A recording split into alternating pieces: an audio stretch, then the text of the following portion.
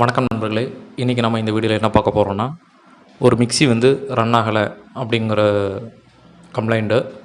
இது ஏன் ரன் ஆகலை அப்படிங்கிற பிரச்சனையை என்னங்கிறத பார்த்து சால்வ் பண்ணலாம். வாங்க வீடியோவுக்கு போகலாம். ஃபஸ்ட்டு இந்த மிக்ஸியை சுவிட்ச் ஆன் பண்ணிக்கிறேன். சுவிட்ச் ஆன் பண்ணிட்டு செக் பண்ணி பார்க்குறேன், ரன் ஆகலை.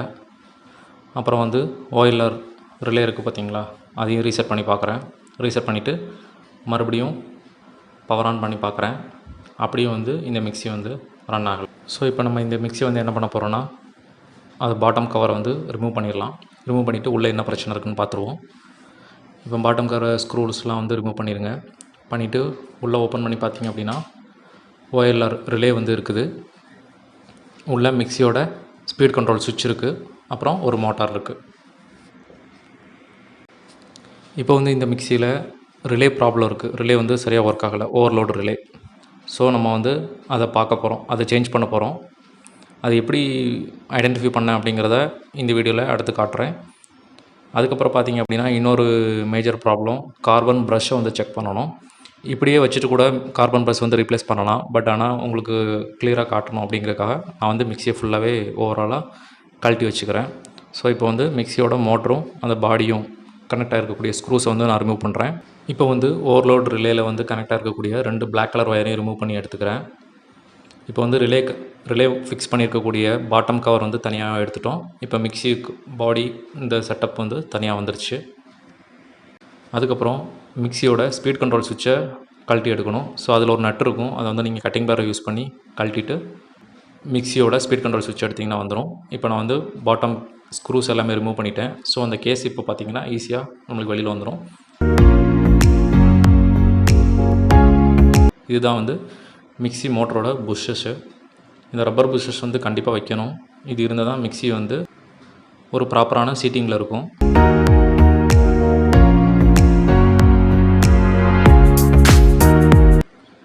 இதுதான் வந்து மிக்ஸியோட ஸ்பீட் கண்ட்ரோல் சுவிட்சு. இதுதான் மோட்ரு, மிக்ஸியோட மோட்ரு. இதோட வைண்டிங்ஸ்லாம் இருக்குது. இதில் பார்த்தீங்கன்னா ஆர்மச்சூர் இருக்குது. ஆர்மச்சூருக்கு சைடில் தான் 2 கார்பன் ப்ரஷ் வந்து பிடிச்சிட்ருக்கும். அந்த கார்பன் ப்ரஷ் மூலமாக தான் இந்த ஆர்மச்சூருக்கு வந்து சப்ளை கிடச்சி இந்த ரோட்டார் வந்து சுற்றுது.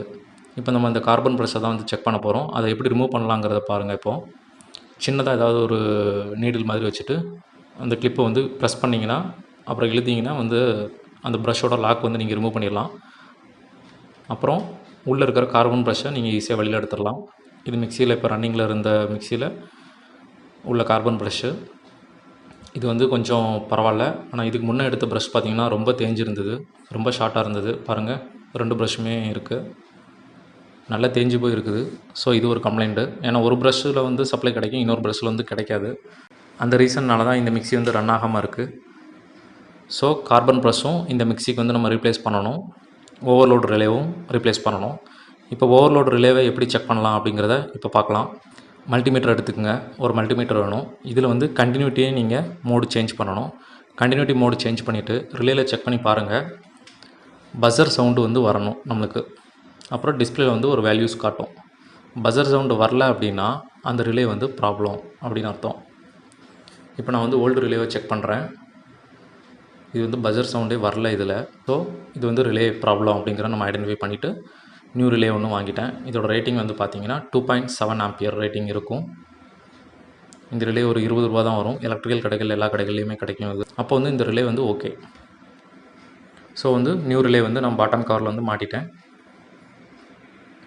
மீட்டரில் வந்து பார்த்திங்கன்னா சம் வேல்யூஸ் வந்து காட்டும். இப்போ வந்து கார்பன் ப்ரஷ், இது ஒரு நல்ல பிராண்டாகவே வாங்கிக்கிடுங்க. ஹெச்ஆர்சிங்கிறது இந்த பிராண்டு நல்லாயிருக்கும். ஸோ அந்த பிராண்டே நான் வாங்கியிருக்கிறேன். இது வந்து ஒரு மிக்ஸியோட ஸ்பீட் கண்ட்ரோல் சுவிட்ச். இதில் வந்து ஃபேஸ் ஒயர் இருக்கும். ஃபேஸ் ஒயர் வந்து அந்த சுவிட்சுக்கு பேக் சைடில் பார்த்திங்கன்னா ஃபேஸு 0, 1, 2, 3ன்னு சொல்லிட்டு நம்பர் போட்டிருப்பாங்க. நம்ம மெயின் லைன்லேருந்து வரக்கூடிய ஃபேஸ் ஒயர், ரெட் கலர் ஒயரை வந்து ஃபேஸில் கொடுத்துக்குங்க. மற்ற எல்லாமே வந்து பார்த்திங்கன்னா ஸ்பீட் கண்ட்ரோல் 0, 1, 2, 3ன்னு சொல்லிட்டு டேப்பிங்ஸ் எடுத்துகிட்டு போயிட்டு மோட்டரோட வைண்டிங்ஸில் கொண்டு போய் கனெக்ட் பண்ணியிருப்பாங்க. இதோட சர்க்யூட் டீட்டெயில்ஸ் வந்து நான் இன்னொரு வீடியோவில் ப்ராப்பராக கிளியராக சொல்கிறேன். நம்மளுக்கு மெயின் இன்புட் சப்ளையில் பார்த்திங்க அப்படின்னா 3 ஒயர் இருக்கும். ரெட் கலர் ஒயர் வந்து ஃபேஸு, பிளாக் கலர் ஒயர் வந்து நியூட்ரல். அந்த நியூட்ரலில் தான் நம்ம ரிலே கனெக்ட் பண்ணியிருப்போம். க்ரீன் கலர் ஒயர் ஒன்று இருக்கும், அது வந்து எர்த்து. அந்த எர்த்தை வந்து நம்ம மோட்டரோட பாடியில் கனெக்ட் பண்ணியிருப்போம். இந்த 2 பிளாக் கலர் ஒயரும் தான் பார்த்தீங்கன்னா ரிலேயில் கனெக்ட் பண்ணக்கூடிய நியூட்ரல் ஒயர். இந்த ரெண்டும் பார்த்தீங்கன்னா கார்பன் ப்ரஷ்ஷுக்கு இன்புட் சப்ளை கொடுக்கக்கூடிய சப்ளை ஒயர். இது நம்ம ப்ரஷ்ஷை இன்ஸ்டால் பண்ணிவிட்டு அதுக்கப்புறம் இந்த ஒயரை வச்சு நம்ம லாக் பண்ணணும்.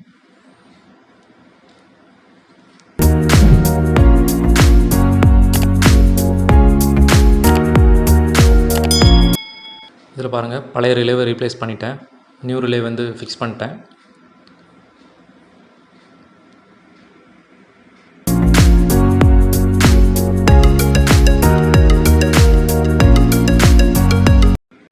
இப்போ கார்பன் ப்ரஷ் எடுத்துக்கிறேன். இந்த ப்ரஷ் வந்து ரொம்ப லென்த்து ஜாஸ்தியாக இருந்தது அப்படின்னா உங்களால் இன்சர்ட் பண்ணதுக்கு ரொம்ப கஷ்டமாக இருக்கும். அப்படிங்கும்போது நீங்கள் என்ன பண்ணலாம் அப்படின்னா, ஒரு எமரி ஷீட் எடுத்து லைட்டாக அதை வந்து தேய்ச்சிங்க. தேய்க்கும்போது என்ன ஆகும் அப்படின்னா, அந்த கார்பன் ப்ரஷ்ஷோட லென்த் வந்து கொஞ்சம் கம்மியாகும், கார்பன் வந்து கரையும். ரொம்ப தேய்ச்சிடாதீங்க, அதுக்குன்னு லைட்டாக தேய்ச்சா போதும். உங்களுக்கு அந்த ஸ்ப்ரிங் டென்ஷன் உங்களுக்கு உள்ளே ப்ரெஸ் பண்ணும்போதே தெரியும். ரொம்ப அதிகமாக இருந்தது அப்படின்னா உங்களால் அந்த ஃபுல் ப்ரஷ்ஷையும் இன்சர்ட் பண்ணி இந்த பின் வச்சு நீங்கள் லாக் பண்ண முடியாது. எனக்கு இந்த கேஸில் அப்படி தான் இருந்தது. ஸோ நான் அதனால் வந்து நான் என்ன பண்ணேன் அப்படின்னா, லைட்டாக எமரி ஷீட்டில் வச்சு தேய்ச்சிட்டேன். தேய்க்கும்போது அந்த கார்பன் ப்ரஷ் வந்து கரைஞ்சி கொஞ்சம் சின்னதாகும். சின்னதாகும்போது நம்மளுக்கு வந்து ஸ்ப்ரிங் டென்ஷன் வந்து நமக்கு ப்ராப்பராக கிடைக்கும். இந்த மாதிரி கார்பன் ப்ரஷ்ஷை இன்சர்ட் பண்ணிவிட்டு ஸ்ப்ரிங் ஃபுல்லாக லாக் ஆகிற மாதிரி வச்சு ஒரு சின்ன ஸ்க்ரூ ட்ரைவர் ஏதாவது வச்சு ப்ரெஸ் பண்ணுங்கள். ப்ரெஸ் பண்ணும்போது இன்னொரு அந்த பின்னு, கார்பன் ப்ரஷ்ஷோட பின் இருக்குது பார்த்தீங்களா, அதை எடுத்து நீங்கள் இன்சர்ட் பண்ணிடலாம். இதே மாதிரி தான் நீங்கள் 2 கார்பன் ப்ரஷ்ஷுக்குமே நீங்கள் வந்து யூஸ் பண்ணணும்.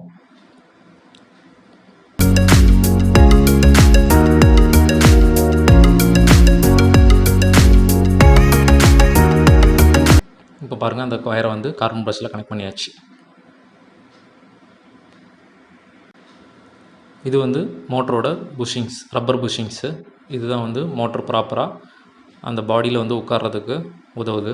இது இருந்தது அப்படின்னா வைப்ரேஷன்ஸ் நிறைய இருக்காது. அதுக்கப்புறம் மோட்ரு வந்து ஒரு பக்கமாக சரிஞ்சு ஓடாது. இந்த புஷிங்ஸ் வந்து ப்ராப்பராக இருக்கும். இந்த மோட்ரு வந்து புஷிங்ஸ் இல்லாத பட்சத்தில் ஒரு பக்கமாக சரிஞ்சு ஓடும்போது என்ன ஆகும் அப்படின்னா, அது வந்து ஒரு கிராஸில் தான் இருக்கும். அப்படி இருக்கும்போது என்ன ஆகும், இந்த ஆர்மச்சூரில் காண்டாக்டில் இருக்கக்கூடிய அந்த ஸ்ப்ரிங் டென்ஷன் ப்ரஷ் இருக்குது பார்த்தீங்களா, கார்பன் ப்ரஷ், இது வந்து அதிகமாக தேயும். ஒரு பக்கமாக தேஞ்சிட்டே வரும். இப்போ வந்து இந்த மோட்டரோட பாடியில் வந்து பார்த்திங்கன்னா அந்த ரப்பர் புஷிங்ஸ் வந்து ப்ராப்பராக ப்ளேஸ் பண்ணிட்டோம். ப்ளேஸ் பண்ணதுக்கப்புறம் நீங்கள் வந்து இதோட பாடி கேஸ் எடுத்து நீங்கள் ஃபிக்ஸ் பண்ண ஆரம்பிச்சிடலாம். இது ஃபிக்ஸ் பண்ணும்போது ப்ராப்பராக பார்த்து பண்ணுங்கள். ஏன்னா ஏதாவது வயர்ஸ் ஏதாவது கட் ஆகிடக்கூடாது. ஸோ அதுக்காக கொஞ்சம் கவனமாக பண்ணுங்கள் இதை.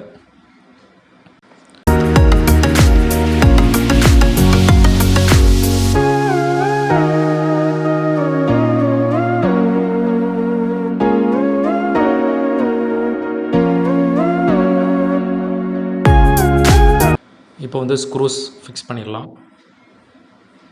இது கொஞ்சம் கவனமாகவே பண்ணுங்கள். ஏன்னா உங்களுக்கு ஸ்க்ரூவை கீழே இன்சர்ட் பண்ணும்போது மோட்ரு கவர் எல்லாமே கொஞ்சம் டிஸ்டர்பன்ஸ் ஆகும். ஸோ அதனால் கொஞ்சம் கேர்ஃபுல்லாக பார்த்து பண்ணுங்கள். ஸ்க்ரூ எதையும் மிஸ் பண்ணிடாதீங்க. சப்போஸ் ஏதாவது மிஸ் ஆகிடுச்சு அப்படின்னா அந்த ஸ்க்ரூ எப்படியாவது வெளியில் எடுத்துருங்க. ஸ்க்ரூவை உள்ளே வச்சு லாக் பண்ணிடக்கூடாது. எல்லா ஸ்க்ரூஸுமே நல்லா ப்ராப்பராக டைட் பண்ணிடுங்க. ப்ராப்பராக டைட் பண்ணல அப்படின்னா வைப்ரேஷன்ஸ் வரும் மிக்ஸி ரன் ஆகும்போது. இன்புட் பவர் கேபிளை வந்து ப்ராப்பராக ப்ளேஸ் பண்ணிடுங்க. அதுக்குன்னு தனியாக அந்த பாடியில் வந்து பார்த்திங்கன்னா ஒரு குரூ இருக்கும், அதில் கரெக்டாக உட்கார வைங்க. இப்போ இந்த ஸ்பீட் கண்ட்ரோல் சுவிட்சையும் கரெக்டாக ஃபிக்ஸ் பண்ணிடலாம். இதுக்கு ஒரு நட்டு இருக்கும், ஆல்ரெடி நம்ம கழட்டும் போது நீங்கள் பார்த்துருப்பீங்க. அதே நட்டை யூஸ் பண்ணி, கட்டிங் பெல் யூஸ் பண்ணி நீங்கள் வந்து டைட் பண்ணிடலாம்.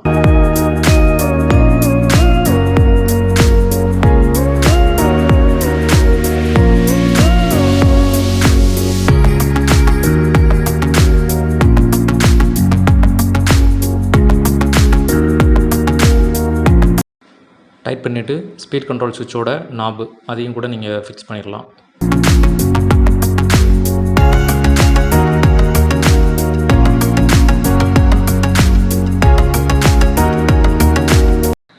ஸ்பீட் கண்ட்ரோல் சுவிட்சோட நாபை இன்ஸ்டால் பண்ணதுக்கப்புறம் ரிலேக்கு வரக்கூடிய 2 பிளாக் கலர் ஒயரையும் எடுத்து ரிலேவோட 2 டெர்மினல்லையும் கனெக்ட் பண்ணிடலாம்.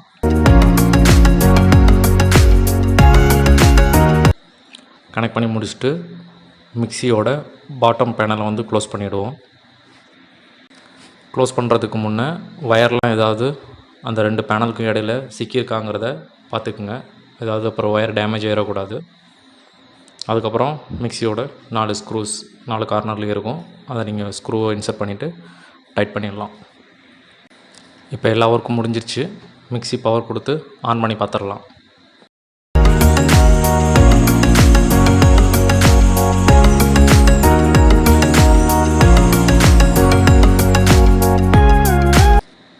இந்த வீடியோ ரொம்ப பயனுள்ளதாக இருந்திருக்கும்னு நினைக்கிறேன். மேலும் இது போன்ற வீடியோக்களுக்கு நம்ம சேனலை சப்ஸ்கிரைப் பண்ணுங்கள். இனி அடுத்த வீடியோவில் சந்திக்கலாம். நன்றி, வணக்கம்.